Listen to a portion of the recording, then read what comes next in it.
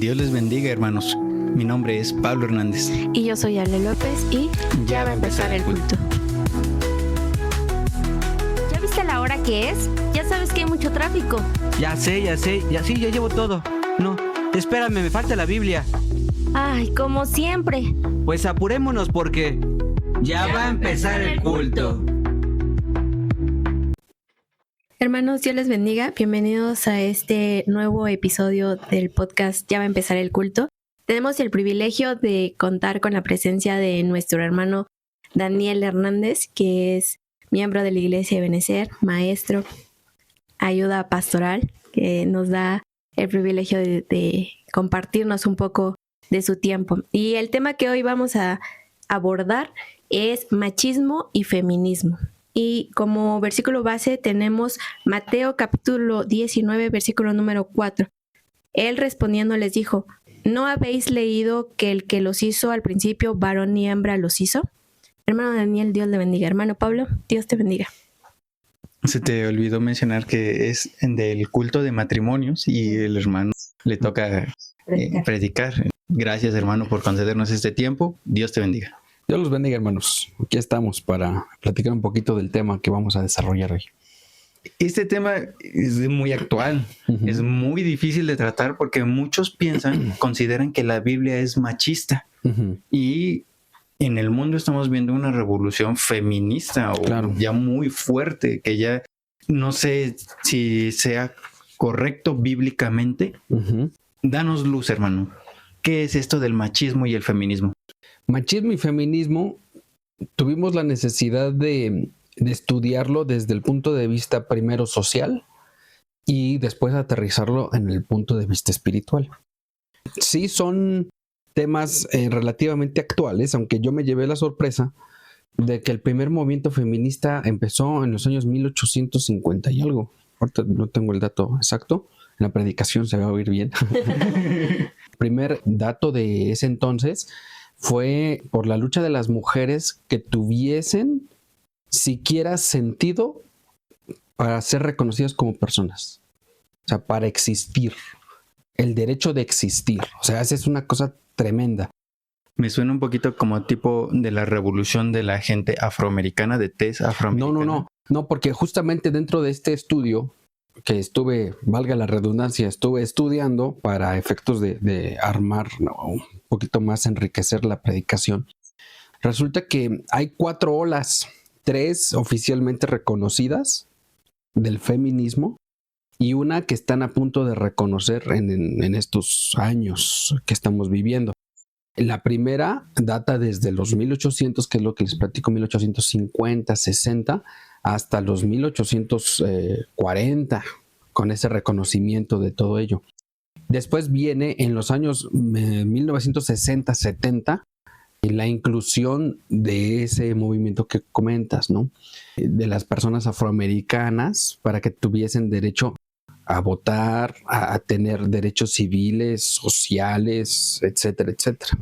Esa fue la segunda ola. La tercera, 1980, y aterriza o llega a su máxima expresión, esplendor, en el año de 1992, donde Estados Unidos les da completo libertinaje a las mujeres de pensar lo que quieran, decir lo que quieran, hablar lo que quieran, hacer con su cuerpo lo que quieran.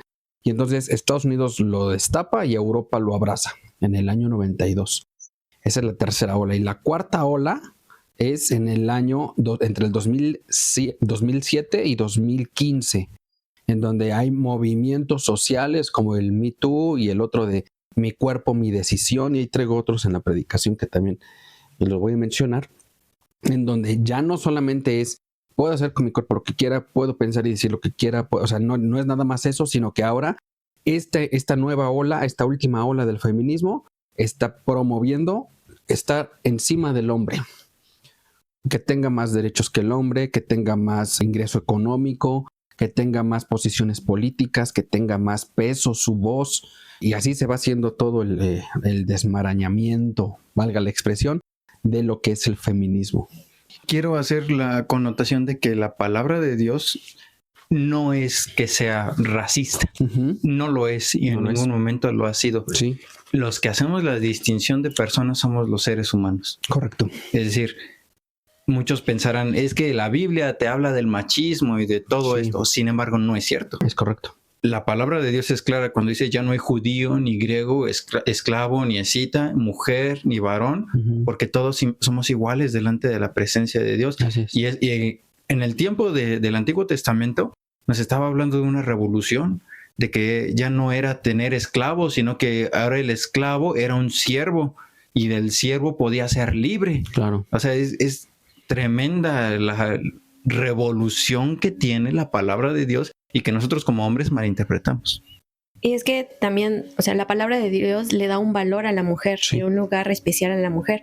Y quizá sí el antecedente del feminismo es el matriarcado, que justamente el machismo surge para combatir el matriarcado. ¿Por qué? Porque antes quienes gobernaban no la sociedad, sino cada una de las familias eran las madres, y era la matriarca, y los alieni iures son los que obedecían todo lo que decía la matriarca. ¿Por qué? Porque los hombres salían a la guerra, los hombres salían a conseguir el alimento. Sin embargo, justamente los hombres empezaron a ver que las mujeres en ese entonces tenían más poder y más voto y más obediencia de toda la sociedad, y por eso comienza a surgir el machismo. Pero el antecedente del feminismo es el matriarcado.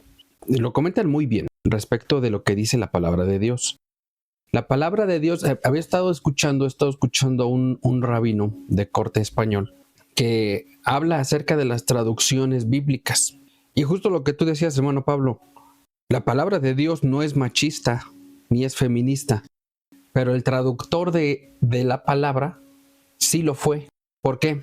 Porque desde el principio, cuando vemos el desarrollo de la palabra de Dios, dice la palabra, como lo tenemos en la traducción, que el Señor tomó una de las costillas del hombre, del varón, para formar a la mujer y hacerla ayuda idónea.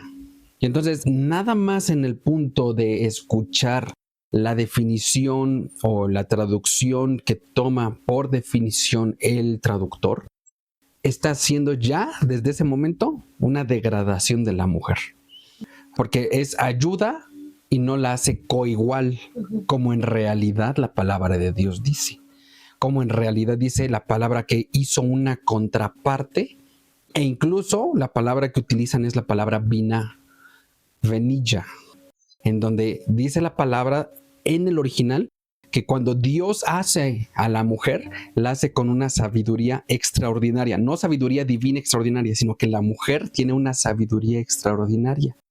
Es decir, que la mujer es más sabia que el varón en su creación. No. Ese punto me está gustando. Sí, hermano. Y así dice la traducción en el original, pero el traductor dijo, no, es ayuda idónea.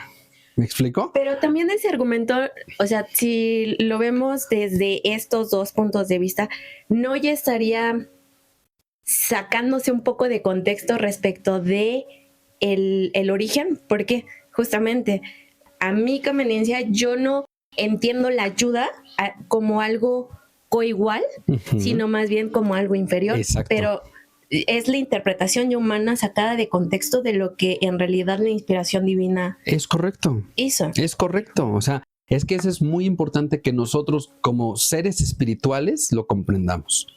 ¿Me explico? Porque si no lo entendemos de esa manera, bueno, machismo, feminismo, matriarcado, patriarcado, revolución social, derechos humanos, todos esos conceptos vienen siendo parte de la degradación del pecado. Hacia allá es a donde va la reflexión del día de hoy. Gracias a Dios, con la Sociedad de Matrimonios, empezamos a proponer una serie de temas. Y uno de los temas, o bueno, los temas más difíciles nos los dejaron a los varones. Gracias a Dios, ¿no? Y entonces, parte de esos temas más difíciles está porque no nos gusta hablar de ello, porque nos sentimos ofendidos. Entonces, ¿qué pasa? En el momento en el que nosotros empezamos a aterrizar conceptos como matriarcado, que comentabas hace un momento, Ale, y decimos, es que de allí nace como que una guerra de castas, ¿no? Como una guerra social interna entre las familias.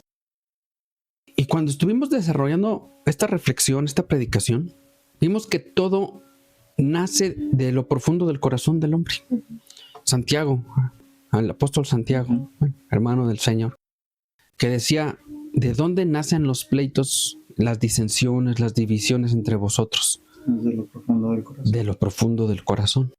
Entonces, ahí va un poco enfocada la reflexión. Cuando el Señor Dios Todopoderoso empieza, y ya lo platicamos en una escuela dominical, les dije, les voy a spoiler un poquito lo que dice esta predicación.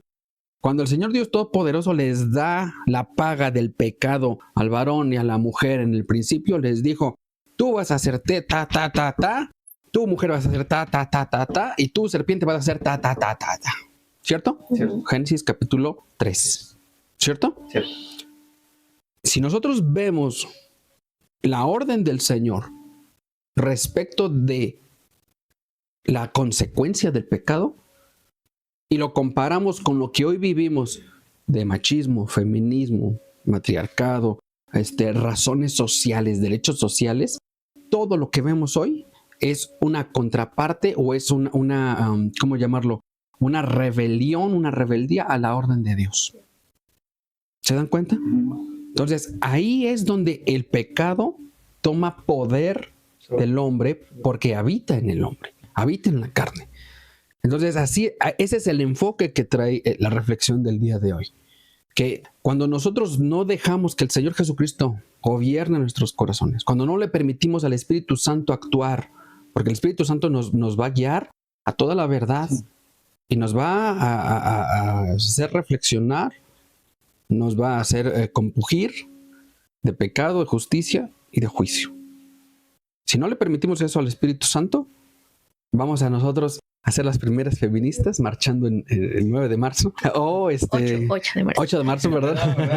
Perdónenme, 8 de marzo. O siendo, cuando nos casemos, golpeadores, machistas, etcétera, Y ¿no? es que es irónico, ¿no? El pensamiento ya con estos puntos de vista, porque entre más el mundo trata de zafarse de las consecuencias que el propio pecado trajo al principio del tiempo, más esclavos se hacen del pecado. Del propio pecado. Mientras que los que vienen a Cristo y entienden que no, esa ayuda idónea no quiere decir que hay una inferioridad, sino que son iguales, hay más libertad en Cristo y esa convivencia, ya no solo en la familia, en el matrimonio, sino como sociedad, hace que el hombre le dé el valor y el lugar a la mujer, así como la mujer le da el valor y el lugar al hombre. Claro, o sea, es que, a ver, de pronto hay unos jóvenes, no voy a decir quiénes, Pero les estoy diciendo. que cuando son cultos de matrimonios dicen, no, esto no es para mí, ¿no? O sea,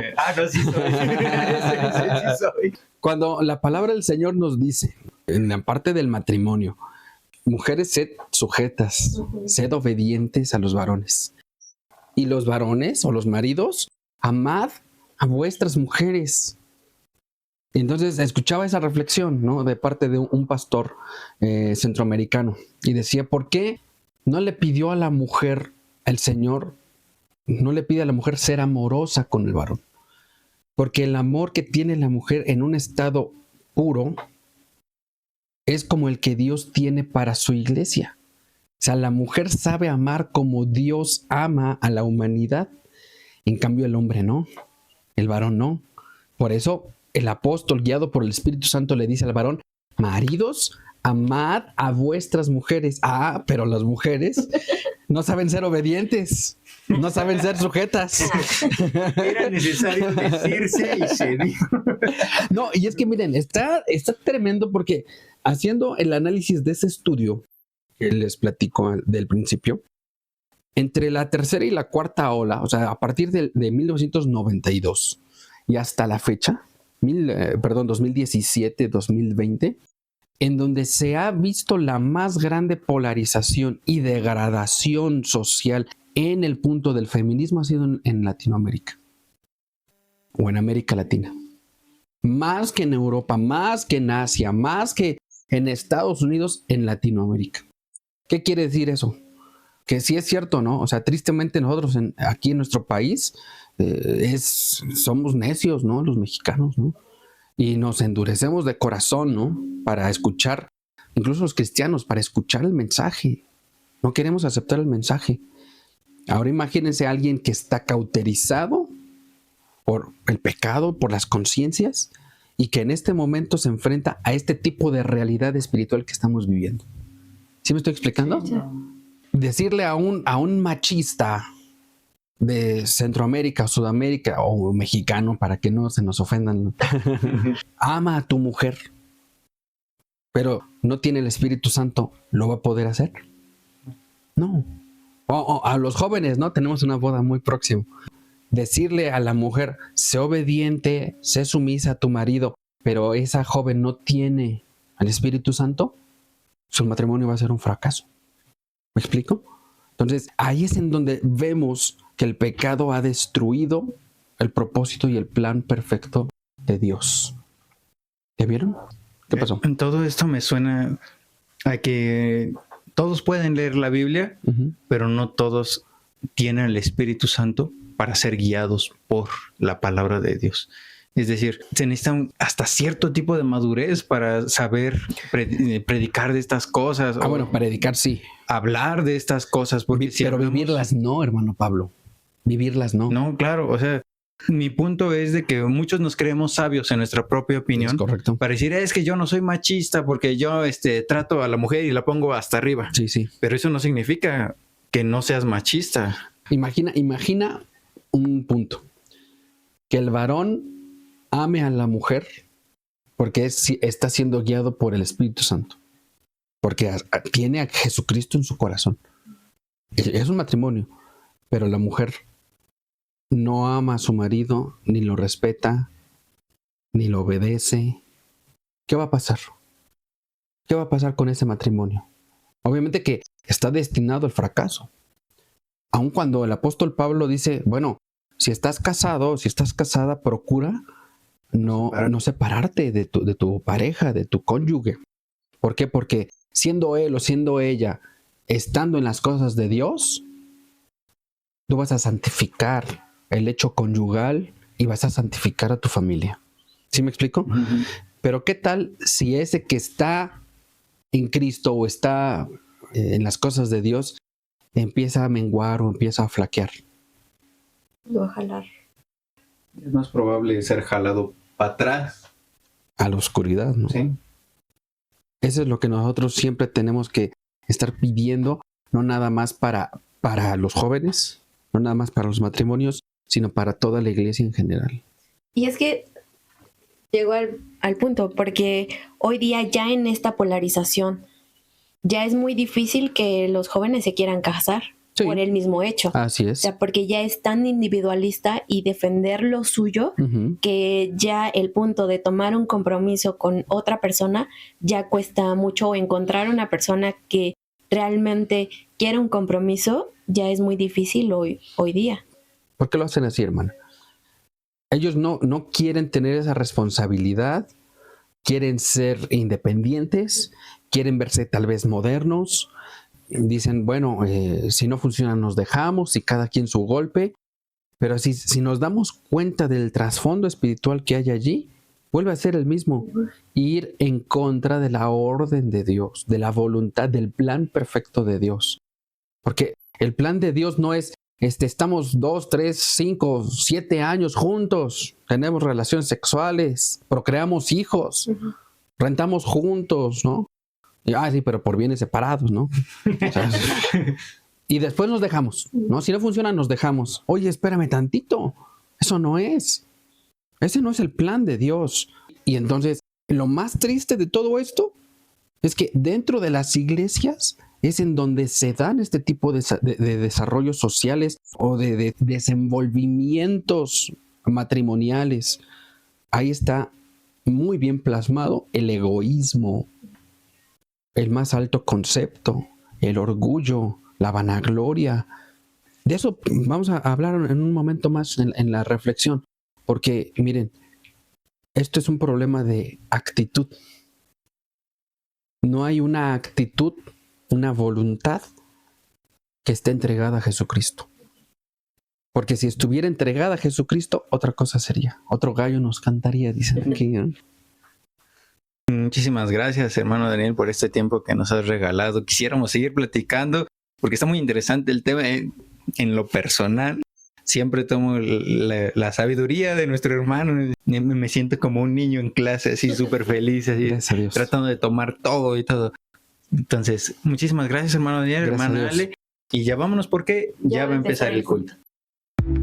Somos miembros de la Iglesia Cristiana Ebenezer y en este podcast vamos a descubrir la vida que Jesucristo quiere que vivamos a través de su palabra. Y también vamos a platicar de la concepción humana y lo que en verdad dice la Escritura respecto de quién es Dios, sus mandamientos y la relación que tenemos con Él. Vamos a subir capítulos los días martes, jueves y domingo.